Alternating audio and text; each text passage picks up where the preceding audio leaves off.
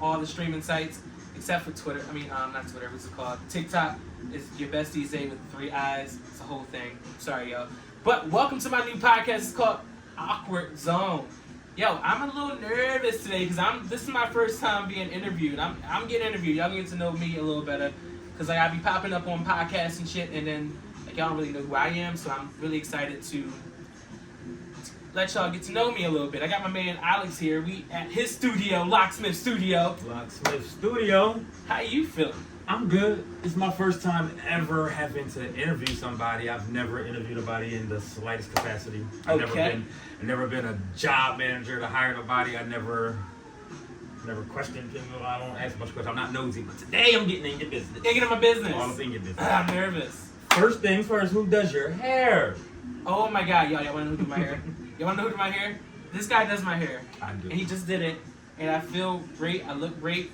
Give me some hair cam. Where my camera at? Right hair here? Cam right there. Ooh, right there. Ooh. Get some of that. Ooh, Yeah. All right, so we good. All right.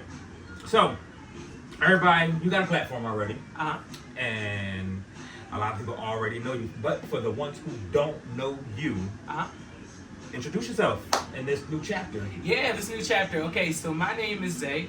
I go by just Zay, Z-A-I. I'm from West Philly. I started this journey in podcasting in 2019. My very first podcast was called Black Boy Searching. I had a co-host. His name was 5-4. But then COVID happened, right at the beginning of 2020, so things kind of slowed down a little bit. I got back into podcasting with my man DJ Tragic, shout out to him, and my man, his name is Alex as well. We had a podcast that was streamed on Twitch at first, and then we did it on Instagram Live. It was called Live from Poverty, and that was fun. It was a fun run. Then I switched over and did my own pod called Fidelity Zone, and then that was a successful job. I interviewed a bunch of cool people who I really look up to.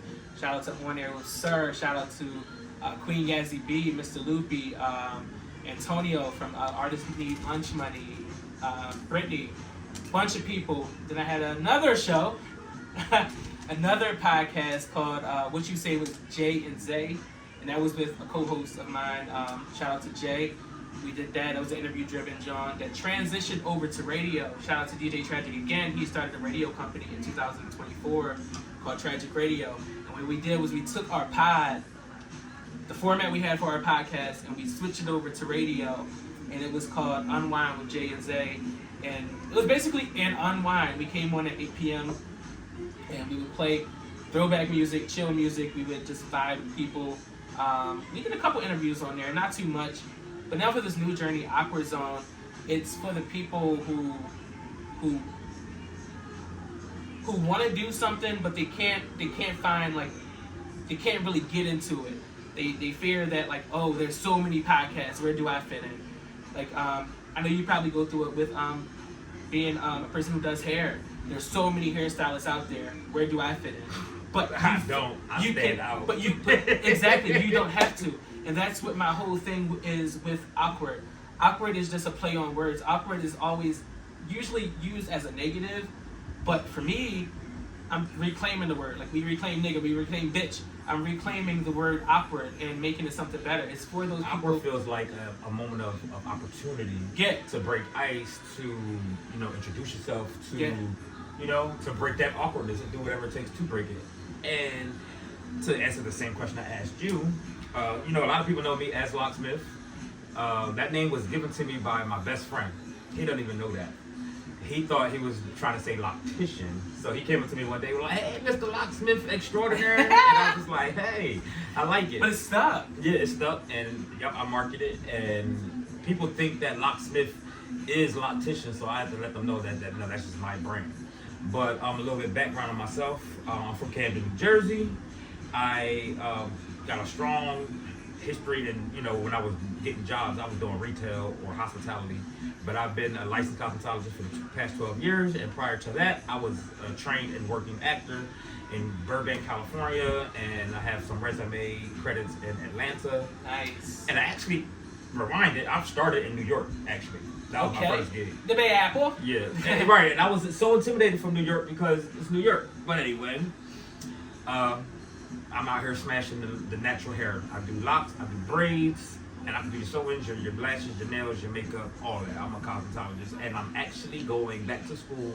I enroll tomorrow. I sign my papers tomorrow to become an EIT, and that is an educator and trainer. It's your turn, too, by the way. I got the word ain't, as in, anybody got time for that. So, my next question is, like, if you look back at your old podcast, what are some of the biggest lessons you learned from that experience? I think the biggest takeaway from all the previous podcasts that I have been a part, and even going back to prior to podcasts, I did music. I sing and I write, and that was my passion. And something that I tend to do a lot is I want to, when a door opens for me, I want to bring other people with me. I want to, because for years I always felt like if I step up, my niggas gotta come with me. So I would put people in positions where they didn't really need to be. Like, shout out to my old co-hosts, but none of them that I did co-host with, minus my man Alex, were actual hosts. They were not into podcasting. I kind of just, yo, this would be dope if you come along with me. Let's rock this joint together. But not everybody can come with you on your journey. Like, and I heard a quote before, and I always quote it because it resonated with me. When God gave you your vision, and God had gave you your plan, it wasn't a conference call. Not everybody's going to understand it. Not everybody can come. People who stay around, by all means, boom, bless them. But you can't drag people around, because I found myself in positions and situations where it's a group effort, but I'm doing all the work. I'm booking the guests. I'm coming up with the questions. I'm picking them when we were on the radio show. I'm picking all the music. I'm doing all of this, and it came to a point where it was like, why the fuck am I doing that? I can just literally put this into my own shit and make it pop, and that's what I did, and that's what I'm doing. And just to circle back onto awkward and the meaning. I really want to give this platform is going to give a voice to the people who, the niggas who love power, but they also like Dragon Ball Z. The niggas who rocking glasses, but they can spit Meek Mill's old mixtape shit.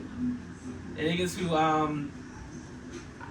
want to go to the art show. I don't want to go to the school dance. I want to shit. I want to do that. I want to do those, but can still they can. Like Jay-Z said, I'm good on any MLK Boulevard. And that's comfortably. With no company. And that's exactly who I am, who I've been as a child. I've always had glasses. I've always had a crooked smile. But I've always been a likable ass nigga. I've always people are attracted to my vibe, and they fuck with me heavy. No matter relationship, friendship, siblings, cousins, family, whatever. And that's what I want to convey in this podcast. And the people that I'm bringing on have been carefully curated to match the aesthetic and the vibe of what I'm trying to convey to the masses, the people who follow me. All that makes perfect sense. Speaking of being likable, I think I'm a little opposite. I'm a guy of extremities. You either want to really, really love me, or you're not going to fuck with me at all. I'm never an in-between kind of dude when it comes to that, and it's not my fault.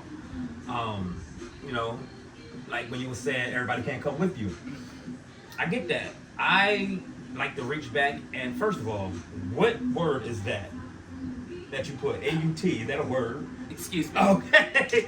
I like to train up and coming aspiring stylists. I always am looking for an assistant because I am booked and I am busy.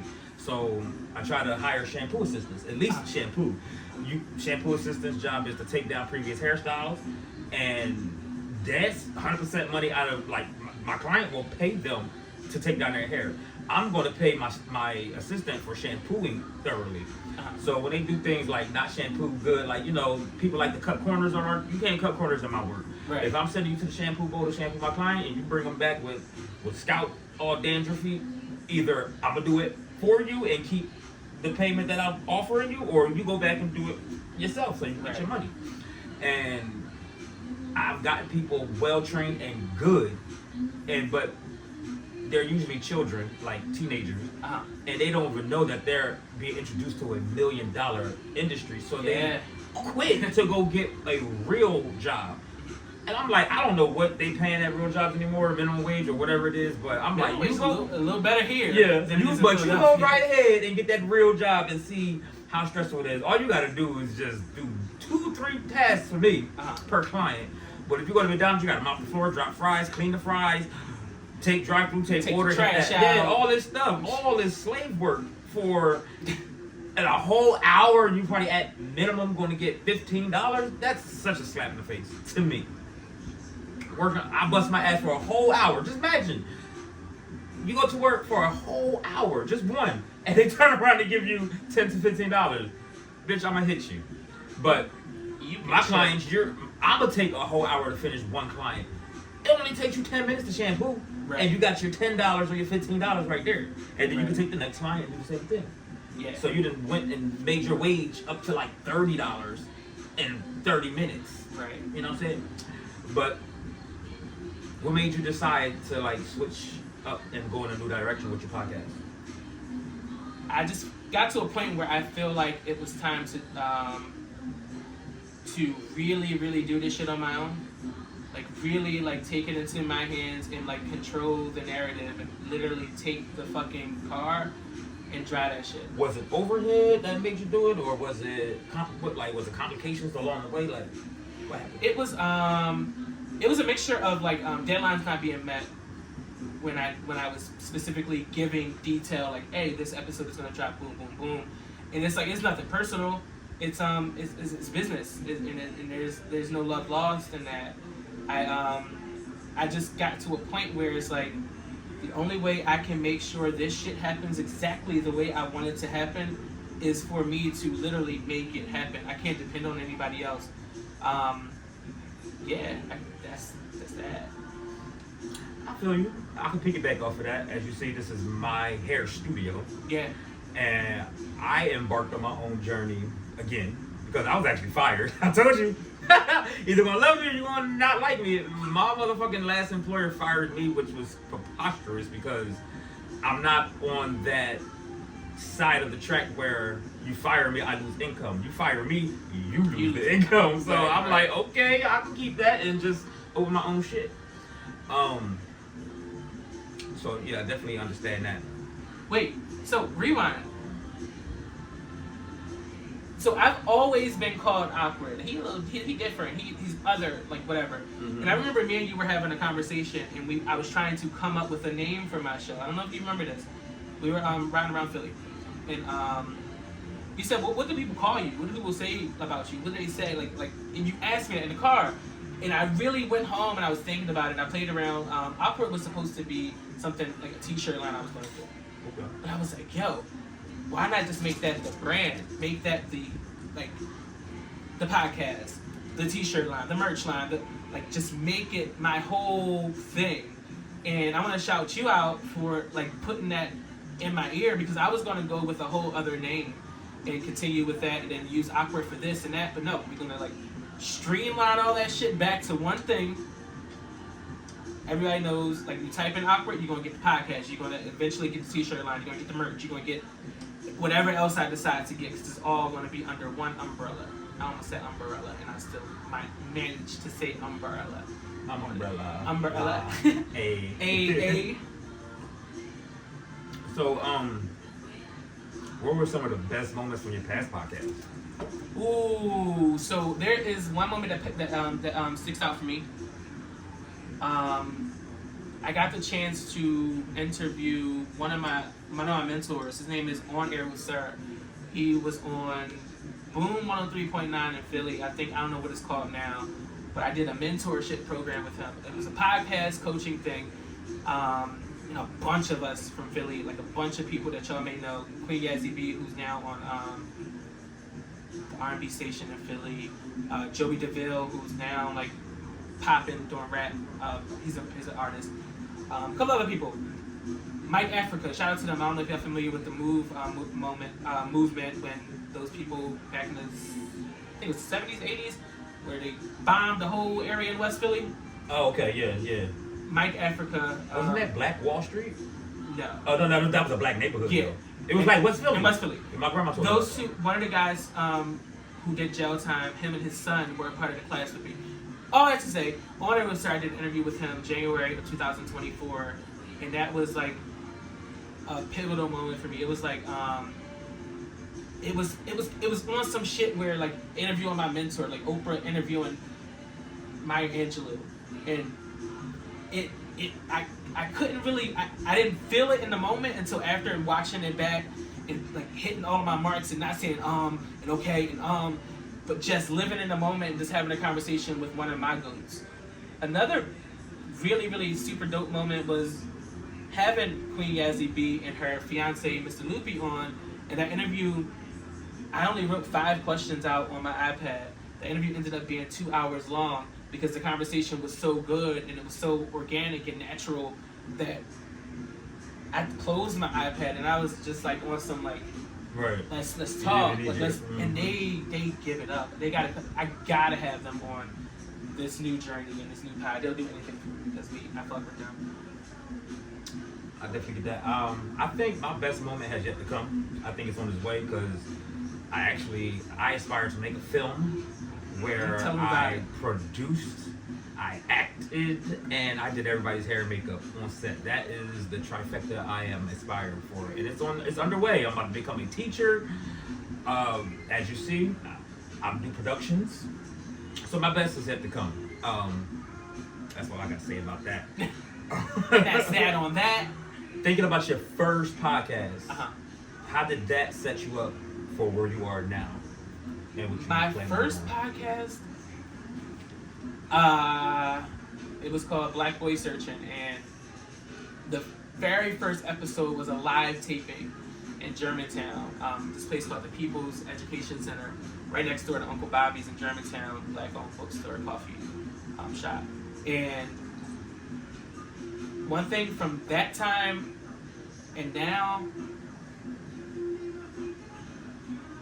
I thought I was him. I thought I had made it. I thought I had arrived. There was not a lot of preparation that went into it. There was not a lot of studying. There was not a lot of... Everything was just like... I thought like I just came into this place not prepared. Boom. But now, like just being like... Just studying and like really like I literally... I do my homework now. Like I don't just jump into shit. Like that was... I literally jumped into that. It happened to be a success because it was a live taping that I invited everybody there. So they were all my people. So even the hiccups and like the mic falling and the light cutting off, the recording equipment going out, like a lot of shit happened. It was okay because those are my folks. But like now, and they're going through podcast after podcast, like I'll be in classes. I was in a webinar on Monday. Like this dude was teaching how to monetize podcasts. Whenever I see some shit and I'm like, I can potentially learn, I can potentially grow, I hop on it. Like there's these classes that I was taking in the beginning of the year and I stopped going. It was informative, but I feel like the level that he was teaching us on, I feel like I was a little beyond that because the class was from the class was from 14 years old to 35 years old. So we got adults and children. Yeah. So it became like damn, what are we doing? Right. But I appreciate it. And shout out to Dr. Rand for that. But yeah, I think the biggest takeaway from that is like just being prepared and like literally like I'm gonna stress it throughout the whole episode, doing my homework and like putting myself in the right rooms. Yeah. And meeting the right people. Doing your homework is important. You can't seem ill prepared, you can't seem illegitimate. That's like I think they call that imposter syndrome or something like that. Well, imposter syndrome is different. It's like, okay, I could have had imposter syndrome with this. You offering your studio to me, you all your equipment, the microphones, everything, the hookah, everything is yours. And I could have came here and been on some like, damn, I'm not supposed to be here. This is not like, damn, all this for me. But it's like, all this is for you. It's supposed to happen. Of course, yeah. Because it's happening. But when that imposter syndrome is doubting that you're supposed to be in this space. When you don't do your homework and you show up ill prepared, and then your counterpart is very much prepared, you will feel like you don't belong. Yeah. But Alex, I really, really have this thing where like under pressure I can fake it till I make it. That's But what I don't want to. That's how you do it. That's how I you're don't supposed want to. to do that. Like right now, like I'm as prepared as I can be because like you were asking the questions, and I'm here, but I'm comfortable. I feel good.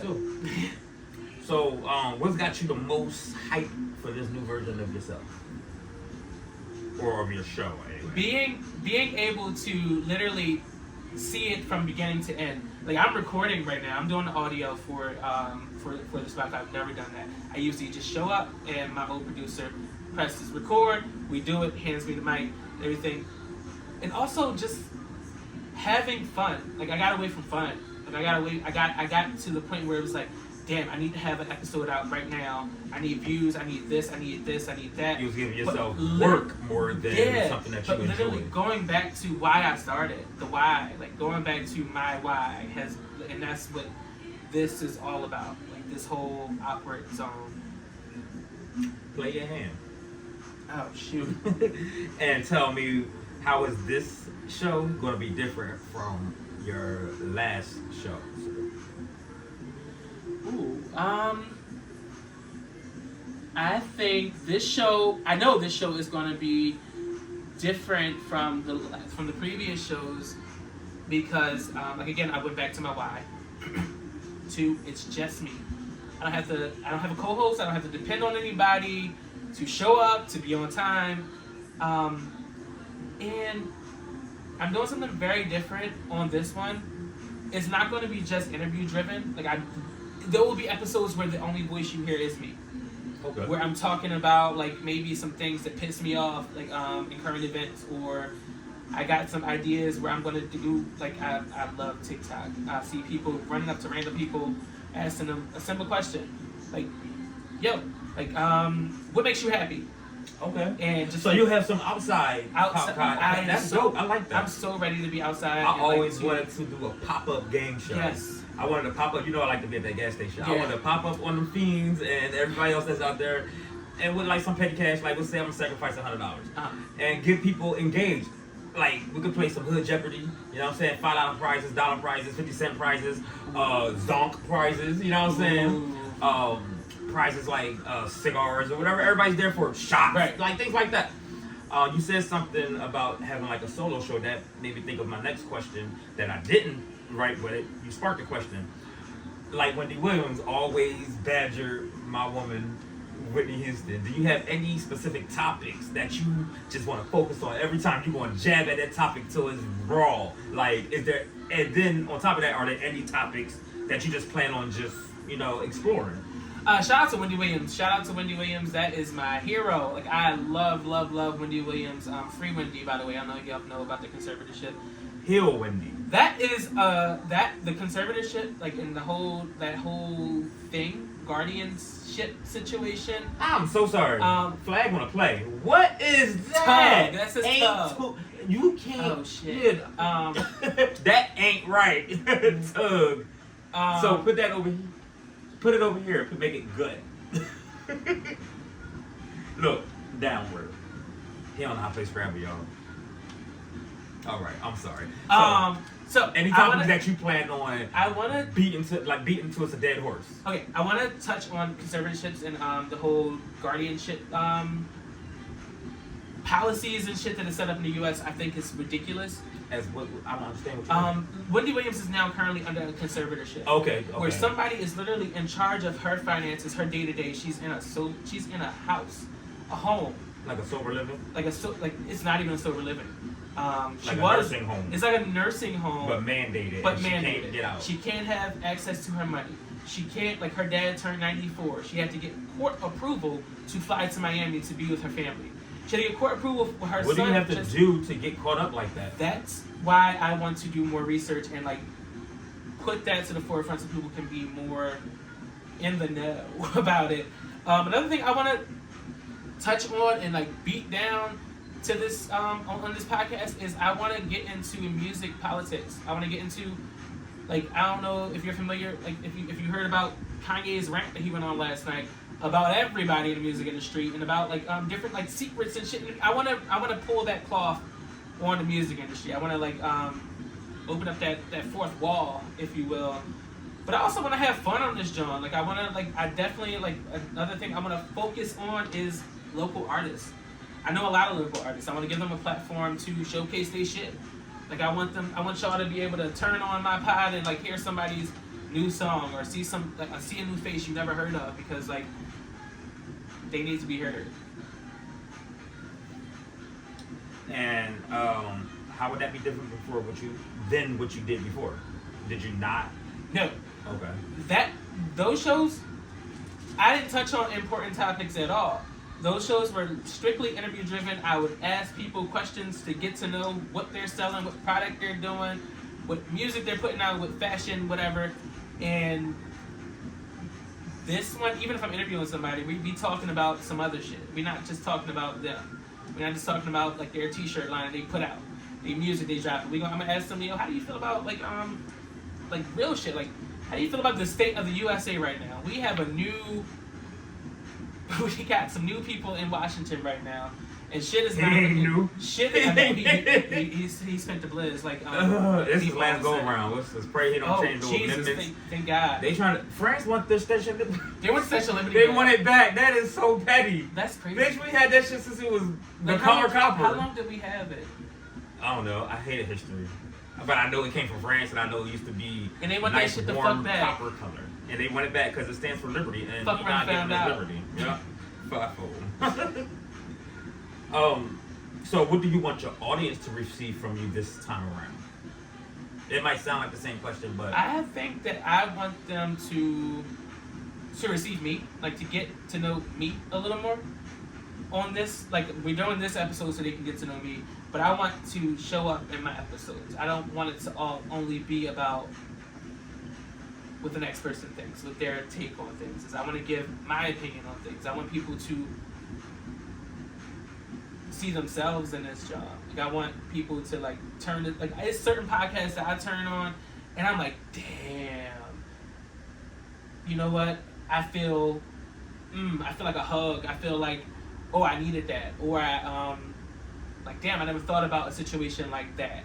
Like shout out to Mandy B. She has a new podcast out and she's only I think 5 episodes in, but they tackle stuff like I think the first episode, the most recent episode was about fat phobia, and like is it the dislike of fat people or scared of fat people? Because they are just throwing phobia around like so loosely. The dislike of fat people. Yeah, she brought up a point like, is it fat phobic if I'm fat and I'm talking about people? I'm talking about fat people.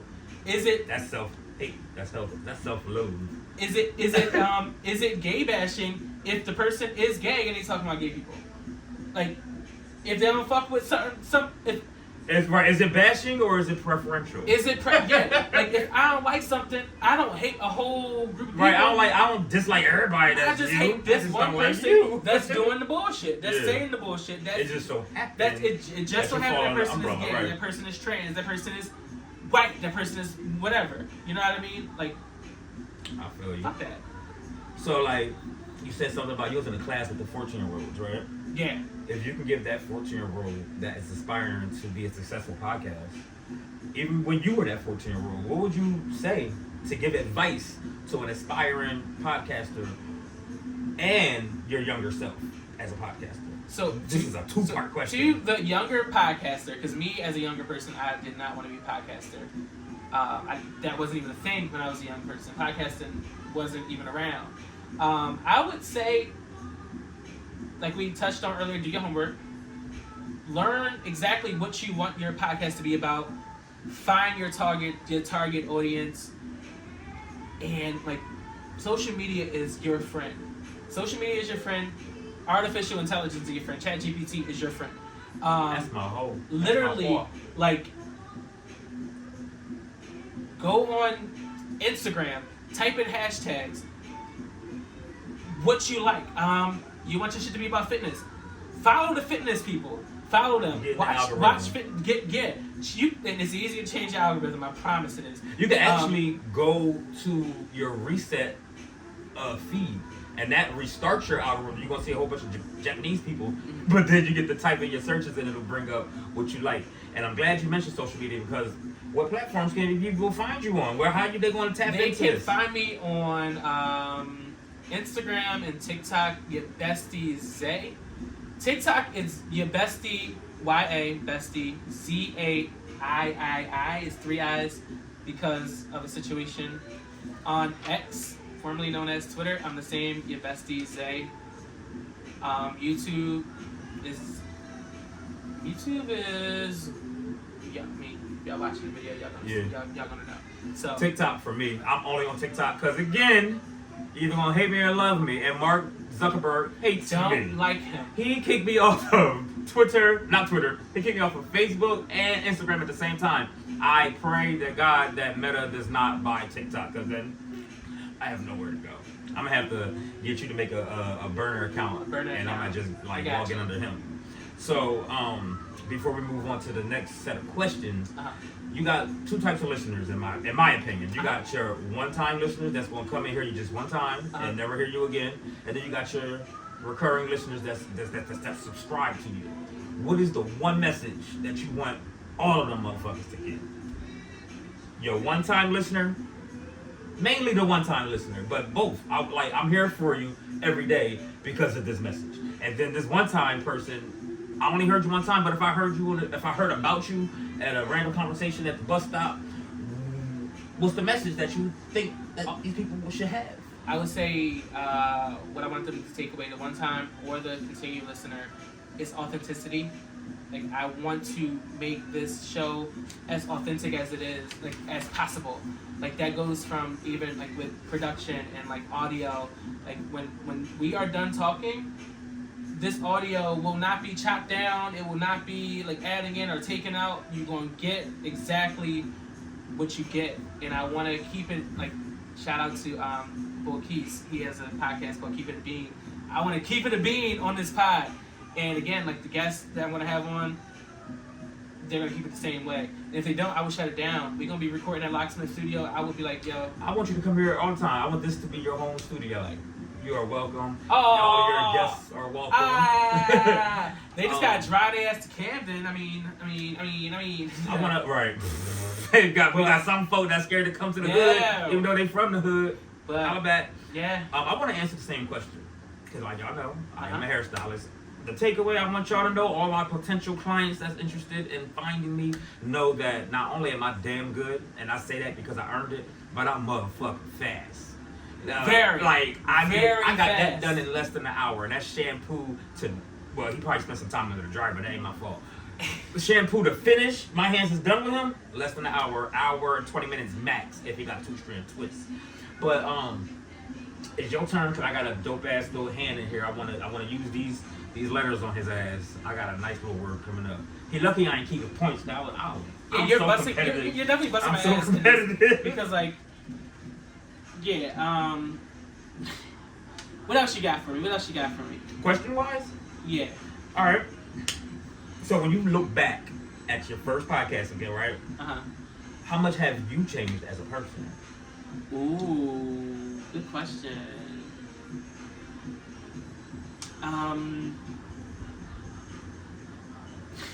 While you think about that, I changed. In the last 12 years of my career, I changed. When I first got into the game, I wanted to change the culture. I've never been a fan of weaves. You know what I'm saying? So I wanted my clients, mainly the women, to let's embrace our natural. I was like, I'm not doing no weaves. I'm not doing no sew-ins. And so I got this job it's called Jonel's Weaving Salon. They're closed down, so don't Google it. But it was called Jonel's Weaving Salon, and they was throwing big money at me, and I did not know how to braid. And they wanted me to do braid downs for the foundation of a sew-in and the sew-in. But I had to learn how to braid first. And I'm looking at $500 weaves come in and out. I'm like, $500. So hell yeah, I got into the sewing culture. Until one day I was taking like further education classes, and a stylist that's been in the game way longer than me, her name is Shatara. She owns the One Beauty Lounge, and I think that's West Philly. Y'all can Google that. dope lady. She sat me down. She was like, "What's your specialty?" I was hungry. I was green in the business. I was like, I can do it all. Like I said earlier, I could do your lashes. I could do your makeup. I could do this. I could do that. She was like, and I tell people this all the time when I reach back to the youth about your specialty. You gotta have a specialty. You can do it all. But she was like, if you were tired as fuck at a salon, you ain't want to take another client, but somebody walked in on you and they willing to pay you triple to do their hair right now. The catch was, you can do whatever the fuck you want. I was like, oh, locks. I can do that with my eyes closed, locks. And she was like, that's your specialty. Now do me a favor and go hard at it. Don't forget you know how to do lashes. Don't forget you can do a sew-in and a press. Go hard at them locks. Market those locks. You are guaranteed to win, and she did not lie. I hope Shar, however you say your name, I hope you see this, because I give you the utmost kudos for getting me where I'm at. You told me what my specialty was, and I didn't know. And you were right. And I'm winning. I love that. Give me the question again. How much did you change over your first time? Oh, please. I've changed so much. One, like both the start of my pod, I was in a relationship. It was not good. It was a situation where I was getting out of a relationship, and then another podcast, I was in a relationship with the person I was doing the fucking podcast with, and that became, my nigga, I am so healed and cleared, and I've been to therapy and shit, and I am so different. like I am like. What you go to therapy for? I'm nosy. Now. I went to therapy. It started out, I went to therapy just for childhood stuff, but it trickled over into a relationship that I was in where it was very, very fucked up. It was a fucked up relationship that I stayed with and in for way too long, and I played myself a lot. Like I look like a fucking fool looking back, and I'm just thinking about some of the shit that I went through and put myself through because I could have not have been through the bullshit. But yeah, therapy taught me a fucking lot. Shout out to Black Men Hill. I've been to therapy. A sliding scale therapy. I started therapy for litigation purposes that I can't dissolve anything further than that. But in therapy, as I began to get more comfortable with him and we started veering off topic of the original reason why it brought me there, I started getting into, because people don't fuck with me sometimes they do, and I was just like, I'm the problem. I know I got to be the problem. That's how I was coming in, and he was trying to figure out why do I believe I'm a problem, but therapy was whack to me. Therapy was whack, like, and that's your experience. For me, my therapist was whack, I should say. For me, for the most recent bout with therapy, I really, really held a mirror to myself and was able to like love me and yeah. So when it gets back to your listeners, right? Let's talk about like the listeners that listen to you all the time. They know something about you because of the podcast, but what is something that they wouldn't know from listening to your podcast? Like, oh my god, I'm such an open book. Like literally, I tell everything. I tell all my business on my pod. Not all of it, because certain stuff that I don't talk about, and like I told you before we got here, before we came on camera, certain things I don't talk about. And it's crazy because some of those certain things, my old co-hosts used to ask me stuff on air, and I would shut it the fuck down. Like I don't speak on that on. You gotta give them the Beyonce treatment. Excuse me. No, I answered this question already. It wasn't even that. It wasn't nice. It wasn't nice. It wasn't nice. It wasn't nice. Because he went against what you requested. I said it, and I kept saying it. So one time we were on live. You gotta come up with a safe word. We were on an Instagram live, and he kept saying, we were talking about a situation, nothing to do with me. It was a hot topic, some celebrity. And he kept saying, oh, that's kind of like, no, it's not. Almost disclosing something that said the name. Wow. Actually. Wow. Yeah, so. Have you ever felt like quitting? Yes. What kept you going? What kept me going is honestly people really fuck with me. Shout out to like my followers. Like people hit me up randomly like, yo, when the next pod? Like yo, what you doing next? What's going on next? Like they fuck with me. it's dope when I got people now in my corner, like now as me now in this 2025 person that I am, that really support who I am, that like really be like, yo, I'm proud of you. I ain't had that growing up a lot. Like I ain't had that like coming I get a lot of that coming nowadays. into the game. You know what I mean? Yeah. Like I'm proud of you. The like sending me information to be at like different events and like opening doors that like I didn't even know could be open to me. Meeting people on social media and now like are friends with them. Like it's dope. It's yeah. I wanted to quit like when more recently the radio station ended. Shout out to DJ Tragic and Bree. They had a baby, and Who had a baby? my man's DJ Tragic. Him Oh, and okay. his, him and okay. his, I met his him. fiance The had fiance and the had, baby. had a baby, the cutest baby ever. Yes. The cutest little baby ever. Had a baby. So things were on hold because we recorded in his studio at home. So from November-ish, no, my last episode was in October, until about 2 weeks ago, I didn't have anything. I didn't have any episodes out promoting, like coming soon. And I wanted to quit. Like I really wanted to quit, but it was like people in my corner that like pushed me like. I never wanted to quit. Only thing I ever quit was jobs. I never put it on myself.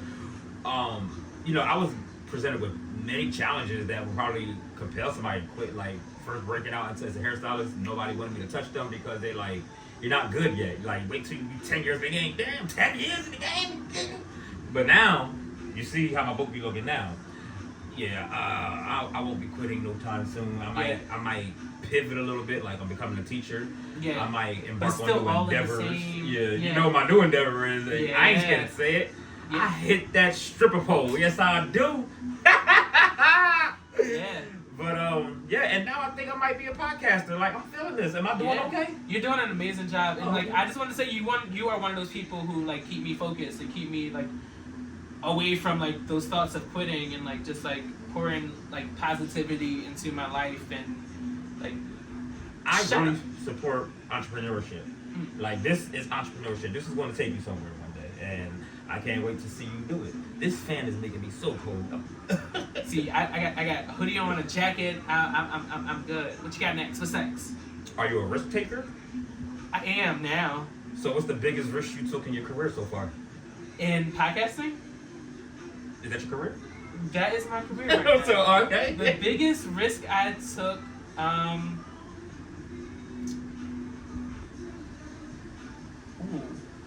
one of the biggest, I don't know. I don't think I take any. I'm ready to take risks now. I've taken say- risk in life, but not in podcasting. In 2016, I was invited to move back to California, right? This guy named Martinell, he was like, yo, I see you doing good in the hair, like come back to Cali, because we became friends when I lived out there the first time when I was active. He was like, you can stay here until you get your shit together, like I know you're gonna be good. Bro, I got off the airplane in Ontario, he never came to pick me up. I had $88 in my pocket. Oh my God. Yeah, $88 in my pocket, I believe. Yeah. That I had to spend on a airport hotel that night, just to get my thoughts together. So I had to go back, like, who do I know out here? Who do I know? Called my girl Lorene, that we used to work at the Marriott together. I called her. She was like, all right, cool, I'll come get you in the morning. She came and got me. We got back to Palm Springs. That's the part of Cali I was in. And, she helped me get a rental car for the low, because she still worked for the hotel. And she was like, look, we're going to finesse this. We went to Enterprise. She said, hey, he's a new hire. And, we have a contract with you that, our employees get this major discount on a rental car. So she got me this rental car for like $20 a day. All I had to do was keep that contract going so that I never lose the rental car. All in all, I was homeless, y'all. I was homeless out there living in my car. But I'm from out here where they really homeless. I was the flyest homeless guy you could catch. I kept a roof over my head if I was in that car. Or I made sure I did hair. I posted on Craigslist and everything that I could use at the time to make sure I made my quota every day. My quota was $60 for a hotel, $20 for some weed, and $20 for gas. That was my quota. $100 a day I needed. And I did good. And if I felt if the weather was nice, I wouldn't spend that $60 to get a hotel. I'll sleep in my car. Yeah. And showers, never missed a shower because there's this gas station called Pilot that caters to like the big rig truck drivers that they go in there and pay $13 for a shower facility. It's like a bathroom, a row of showers. And I went in there with no money and looked at whoever was coming out. And I put my foot in that door, went in there, took me the greatest shit. Charged my phone, turned on my Pandora, hit up Craigslist, see if my ads got any bites. My ads always got the bite from like the LA County. I would always go to like Orange County or LA itself. And I was doing sew-ins, yo, at the time. I wasn't even doing locks. So yeah, I definitely took that risk. I rocked that out from September to like almost Christmas, and I caught the train, came back on home. Wait, so this way of doing my podcast, this whole new thing, is a risk for me because I've been so used to having that crutch of my friend DJ Tragic, his shit and like his everything ran under the complications that came with it. Yeah, everything like so like this like parting ways with my friend of 13 years and like doing it. And restarting. And like literally revamping the whole thing. I was already in the midst of a revamp. That last episode I did with my homie 5-4, that was my reintroduction. And now I'm doing another reintroduction right here, but it's like, this one is going to pop off. I believe this one. I feel this one in my spirit. And you know why? Because daily I wake up and I think about it, I pray about it. Like it's, AKWRD has become like, so much a part of my day-to-day, and I didn't have that for a long time. I didn't have that like I wake up in the morning and like on my travels to work, just thinking about like I hit you up the other day like yo when I guess I would say cancel, postpone because I'm gonna make it happen. Even if I do StreamYard where we two separate places, we're gonna make it happen. And we already had this time allotted out, and I was like yo, why don't I just do an episode where it's just like you interview me and I let the people know a little bit about me, and you were on the same frequency, you were thinking the same thing, and it was like that was literally on my mind my whole way to work and like getting to work, and like after I prayed on my way to work, and right after that I pray over every head, and I don't mean that in no dark way. I literally pray for success over every head that I do. Yeah, because like you're welcoming these people into your space, and like you don't know what they're coming in with, like so you gotta protect that. You know, I keep the drop on everybody. If I got your phone number, I got the drop. Yeah, we're not gonna get that up. Right. We all make mistakes. Lord knows I have. What mistakes have you made in your career, early in your career, or whatever, that shaped you to the Zay that you are today? One of the biggest mistakes I have made was fucking up the relationship that I had with Mark Lamont Hill. He's the owner of Uncle Bobby's Coffee and Books. I don't want to go into detail about what happened in that situation, but being under his like mentorship and guidance could have had me in a position like further than I am now. Because of who he is, and he's former host on CNN. He's a host on the Griot. He's a writer. He hosting the Basketball Bias reunions and shit. Literally doing all the things that I see myself doing, and then me being dumb fucked up that situation. And I wouldn't call it dumb. But I always one thing I do. I make it a point to do is I shout him out in that bookstore every episode, every time I'm in front of a camera, because like they ain't do shit to me. It was a situation that happened, and it's no bad blood, in other words. Yeah. So, and I still support them. And I think the mistake I made in my career. It's been a long time since I made a mistake, but the mistake I made when I was doing house calls, going to clients' house. There was this one client, I forgot her name, but she was like somewhere in South Jersey, like Blackwood. I would show up on time, of course, and I would have to like shampoo her hair in her sink. She got a pile of dishes in her sink. and she had a bunch of badass kids running around. And by like the fourth time I had to deal with that, I had to tell her like, hey, client, when I come and see you, I need you to be a little bit punctual because I don't have a lot of time to have you raising your kids and cleaning your kitchen. Like, you know I'm coming to dishes, at least the dishes could be out the way. I know your kids, you got 3 kids, teenager to preteen to little ass boy. You know what I mean? You gotta be a parent at all times. I'm a parent, so I get it. Same. So when I told her, I checked her ass on that. I never heard from her again. And then I reached out to her. I was like, I hope I didn't lose you. I was just, letting you know what my requirements is. Like, I need time is my money, and I need you to respect that. She just hit me back with the smiling emoji. So do you think that was a mistake, or was that like... I lost the client because of my mouth. I could have probably worded it better. You know, my mouth is reckless. Yeah. But I wasn't reckless. You've seen how, like the situation the other day, how I could have snapped back, but I just kept it professional. Didn't cuss or anything, but I still let her know, like, bitch. Right. But, yeah, so, I mean, that's a mistake that I lost her. I ain't seen her in a decade. So, play your hand, please. Cause I got something I want to get off on my hand. Okay. And tell me,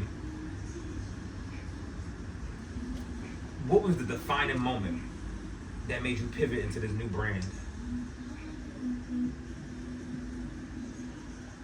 Whew.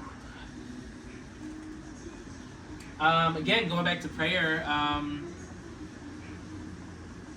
like just confirmation, confirmation from my prayer and knowing the possibility of what can happen, and putting in work, as far as we're fasting for Lent. I'm gonna turn this fan off. I'm listening. We're fasting for Lent and giving up what I gave up, and really, really struggling the first couple of days, texting you yo, they got this at work, they got this, but now when I'm hit with almost slipping and going back to doing something that I gave up, I just pray and literally being vocal in it and being specific, very specific in my prayers, and very this go around just being intentional with things. I just feel like I'm moving in a different headspace, that there's only one way this can go, and it's up to me, and I want it to happen, so I'm not gonna fuck it up. You know what I mean? Speaking of prayer, and speaking of being specific with your prayers, we're gonna get a little spiritual for a segment, for a quick little piece. The way you pray specifically, we can say, oh, I want $1 million, right? But that's not in the Bible. You know what I'm saying? $1 million ain't in the Bible. So, but what is in the Bible is getting the desires of your heart. And you gotta find out where that scripture is. You have to take God's word and give it back to Him. He gave it to us, so give it back to Him, and it will not come to you void. And that is in the Bible. Right. So when you're praying for the things of your heart, I don't know scriptures to say, oh, go to Matthew 12:4. But I got notes that tell me where the scriptures are. So that's what you do. You go to that scripture that's telling you about it, and you, as you're reading it, you meditate on it and put that reading is your prayer. Right. As you're reading it, know that you're communing with God and say it out loud. And God, you told me you would give me the desires of my heart. And we're going to Lent. So when God sees the sacrifice that you're making, and then God hears the prayer that you're making, you are guaranteed to move heaven. So that is some food for thought for y'all out there. And literally, you feel it, that. Oh yeah. I felt that morning when I hit you, and I told you about the situation, her canceling basically. I was uneasy leaving because I'm damn, I gotta go to work, and I'm thinking about this, and I'm thinking about the situation, but then I immediately, you can't stress. I just had a client cancel on me. You can't stress this, and you just gotta pray. And literally after prayer, I hit you as soon as I finished, because I remember the voice note, I just got out of prayer. I was happy. It was a different vibe, and it's God is speaking, and my ears are open. It's crazy. Let me ask you a question. Thinking about that client, that person, what would you call a guest? There you go. Speaking of a guest that was going to come, when you want somebody to come, is there a monetary investment on their behalf? For instance, the client that canceled me today, she canceled 2 days ago, but she made a deposit to be here. So her deposit has been sacrificed to me. So I still got So you still get paid. Yeah. I am still building my brand. I am still like I'm not even monetized yet because You it's have gonna to, happen. you have to work on that. So we're gonna like that. That's a part of the plan in this new way of moving because now it's like I lost out. One, I didn't lose out on a guest because I'm gonna make it happen. I'm gonna make that happen because one, I owe this guest something because the last interview we had was fucked up because somebody in a situation that happened. So like I owe her that. So we're gonna make it happen. But going forward, yeah, I would, if I can, give you a little advice. This ain't my lane, but I think a monetary investment, a deposit. I know y'all hate that word out there. Deposit. Yeah. You want to, yes, I know you probably invited her. Did you not? You invited her? Yeah. So, in that same invitation, $30 is a small investment.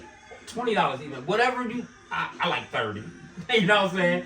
It's not, it's pocket change, but it ain't. Everybody got a 20 in their pocket. Give me one more dime. You know what I'm saying? Now that's an investment. And you're going to show up, regardless if you're in the hood or if you're in the castle. You know what I'm saying? And if you don't, now, hey, it was worth what? Okay, I'm almost done. You have any guests that stuck with you? Like any guest that was so memorable? Yeah. I mentioned him earlier, Queen Yazzie B and her fiance, Mr. Loopy. Another guest that stuck with me, and I'm definitely going to have him on this pod, one of my good friends, Antonio. He runs a company called Artists Need Lunch Money. And he just got into like cooking and stuff too. He's doing like he's chefing it the fuck up, and I really love that. Not fat. I love that for him, and he is a dope conversationalist. So like I'm gotta get him back on this show. Just so you know, I know you want us to wrap it up. I have 8 more questions. All right, I just want to because I want to keep my episodes under an hour. Right now we are at 56 minutes. All right, so in 4 minutes, answer these questions. Okay. What's something you struggle with behind the scenes? We just had a bunch of struggles. Procrastination. Okay. And what's one piece of advice you received that changed your mindset? You are more than enough. Oh, thank you. We answered that one. You answered that one inadvertently, so cancel that one. So let's talk about your legacy and your future vision. At the end of the day, what do you want? What do you want people to remember you for? Or no, you answered that too. So let me see. Okay. What's one thing you hope to do in this podcast? Hold on. What's one thing you hope this podcast will do for you or for the people that the last one didn't? If that makes sense. That for the people? Yeah. So like the listeners? Yeah, what do you want it to do for them? I would love to be able to be out one day and somebody come up to me and be like, yo, your podcast changed my life. When you did this, you had this person on and they said this, it helped me. Like I wanna have my Oprah moment. Like when Oprah do her thing. And if everything goes well with your podcasting career, where do you see yourself in 5 years? In 5 years, I would definitely like to be. I want a nighttime TV show. I do too. That's the I want to be on your goal. TV show. Do you know who like one of my biggest heroes is in nighttime TV show? Arsenio Hall. It is. It is definitely Arsenio Hall. Like I've had like I had a exchange with him, talking to him on Twitter like a couple months ago. Final question. Who is your dream guest and why? Dream guest and why? My dream guest, believe it or not, would be Whoopi Goldberg. I love Whoopi Goldberg. I love her because she's unapologetically herself. I love controversy. She is very controversial. She's an EGOT winner. Thank you. And she just has this certain thing about her that I just want to just sit with her and just look at her like this. Like Drew Barrymore interviews her, I guess. I want to hold her hand and like have her call me baby, and like I just love her. I listen to her. She has a very audio warm presence on screen. I love her speaking voice. Yeah. Like I literally bought her audiobook instead of the actual physical copy so I could hear her read it, and it was so much better than me reading it and trying to act like I was Whoopi and sound like Whoopi. Well, that wraps up my questions for you. Oh my God, I made it through the questions. I feel good about my first time hosting a podcast. You did an amazing job. Thank you for the opportunity. You did an amazing job. How did you like your matcha that I made you? It's good. It's a different flavor, but you know, I'm halfway through it. Okay, so that is a lavender matcha with a little bit of vanilla and honey. He's a barista. So, Did I say that right? Yes, you said it right. I thought he worked at a barista. And you said it correctly. You said it in Latin or whatever fucking language that is. You used it Italian. Okay. You used it correctly. But that pretty much wraps up episode number 1 of Awkward Zone. Do me a favor. It's your bestie Zay.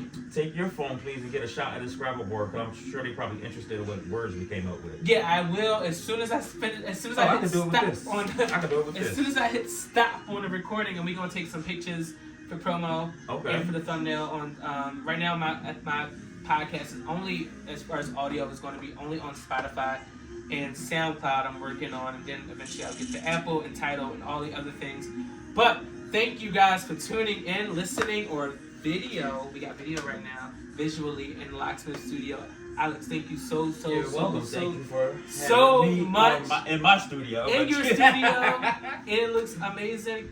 If you're watching the video, I helped do this part. Well, I didn't help do it. I just held the thing there. He helped. For a little bit. I did all this. And I was holding it into place. I felt like a handyman and shit. But yo, thanks for coming. And you guys, like, that wraps up episode number 1 of Awkward Zone. I'm your bestie Zay. Thank you. Peace. Loc Smith Studio.